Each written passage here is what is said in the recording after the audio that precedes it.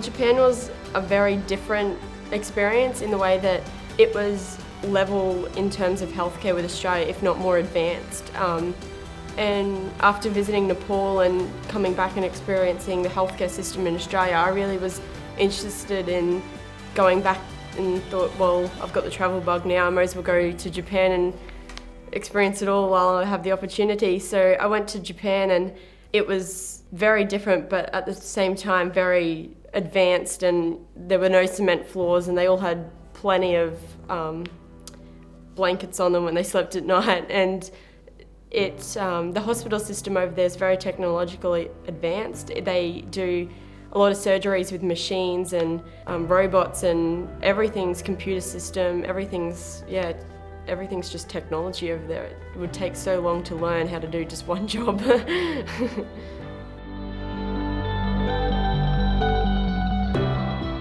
While we were in Japan, we not only got to experience the life in a hospital over there, but we also got to experience how they learn nursing in a university. And it was very interesting in the way that for them, they aren't allowed to touch medication or any of the drug side of things until they've graduated. So they go through 4 years instead of 3 learning nursing, and they also come out of that as being a registered nurse and a registered midwife in that 4 years, and at the end they are still not allowed to touch medication or drugs, so they still have to learn that on top of everything else when they come out of it.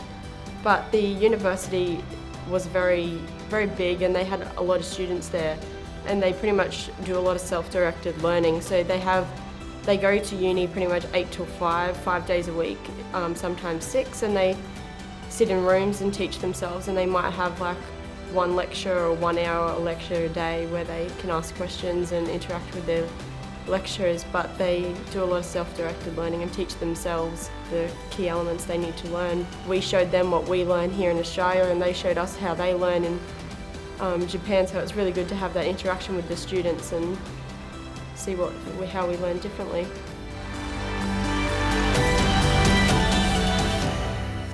From my point of view, I'd definitely recommend fitting as many in as you can while you're studying. I mean, one's an experience and you're going to always learn something from one trip, but the more opportunities you take and the more trips overseas you go on, the bigger scope of practice you're going to bring back. And to me it was more, if I go to Nepal, yes, I am going to learn something and I'm going to definitely bring something back from Nepal, but to go to Japan and then be able to compare them, for me was amazing, and I again would love to go on another trip, but just take the opportunity while it's offered to you. And CQ offer a great range of trips overseas, and they always have many different countries. It's not just one country every year, there's always 3 or 4 that they have on offer, and I'm sure they're all great. I'm not going to be able to go on all of them, I know, but they're all so great, and you could just learn so much from all the countries because they're all different in their own way.